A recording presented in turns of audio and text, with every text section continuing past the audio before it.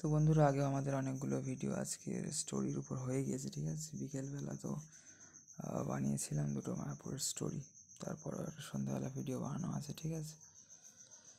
তো যাই হোক, মানে যেখানে একাদশীর উপরেও একটু বেসিক নলেজ আপনাদের দেওয়া রয়েছে, একটু কিছু শর্টে বলা আছে। তো এখন তো দেখছিলাম 9:15 বাজে, 9:15 বেজে গেল, রাত্রি হয়ে গেল। তো সারাদিনই প্রায় ধরতে গেলে আজকে ওয়েদার ভালো ছিল। এখন ওয়েদার খারাপের আশঙ্কা ছিল, বাট তাও ভালো যাচ্ছে কদিন ওয়েদার। এখন প্রচণ্ড বৃষ্টির পরে, মানে প্রথম দিন শিলাবৃষ্টি, তারপরে এমনি বৃষ্টির পরে 2-4 দিন এখন ভালো যাচ্ছে। দুদিনই প্রচণ্ড বৃষ্টি হয়েছিল। প্রথম দিন তো শিলাবৃষ্টি, তারপরের দিনও ভালো বৃষ্টি হয়েছিল আর কি।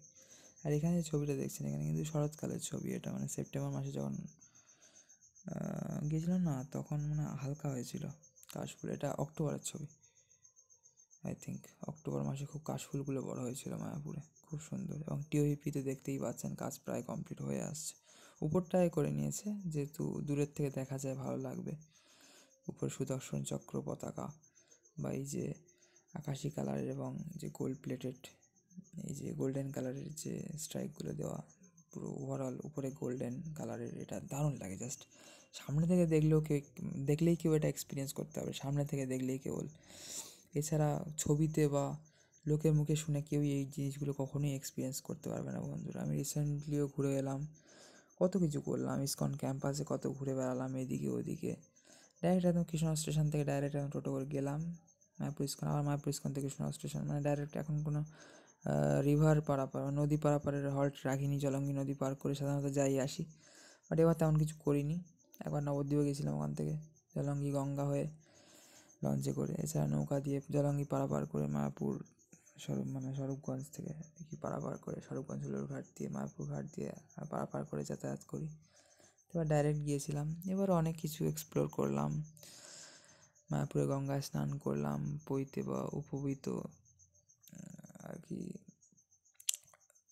পাল্টালাম, ঠিক আছে। গঙ্গায় স্নান করলাম, গঙ্গায় সাঁতার কাটলাম, গোশালার ওইদিকে অনেক এদিকে ওদিকে ঘুরলাম, কত কিছু করলাম এদিক ওদিকে বন্ধুরা। যাই হোক, আপনারা কোথায় থাকবেন এবং আপনাদের ওখানে কেমন ওয়েদার যাচ্ছে সেটা অবশ্যই কমেন্ট করতে পারেন।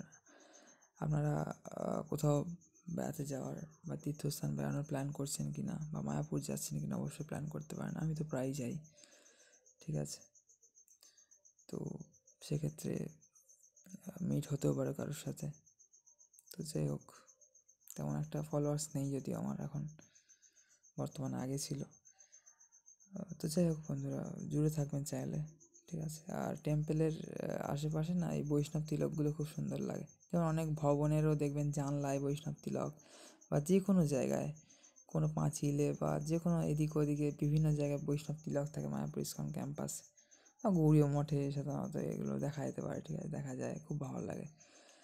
তো আপনাদেরও কেমন লাগে এই জিনিসগুলো অবশ্যই কমেন্ট করে জানাতে পারেন, ঠিক আছে। সবাই খুব ভালো থাকুন বন্ধুরা, সবাইকে রাধে রাধে, হরে কৃষ্ণ, নিতাই গৌর সীতানাথ প্রেমানন্দে, হরি হরি বল। তো বন্ধুরা, আজ হচ্ছে বিজয়া একাদশী, ফাল্গুন মাসের কৃষ্ণপক্ষের একাদশী। এরপরে শুক্লপক্ষে আসবে আমলকি একাদশী। তো যাই হোক, আরও অনেক তথ্য আপনাদের সামনে নিয়ে আসার চেষ্টা করব যদি থাকি তো, বিশেষ করে সোশ্যাল মিডিয়াতে।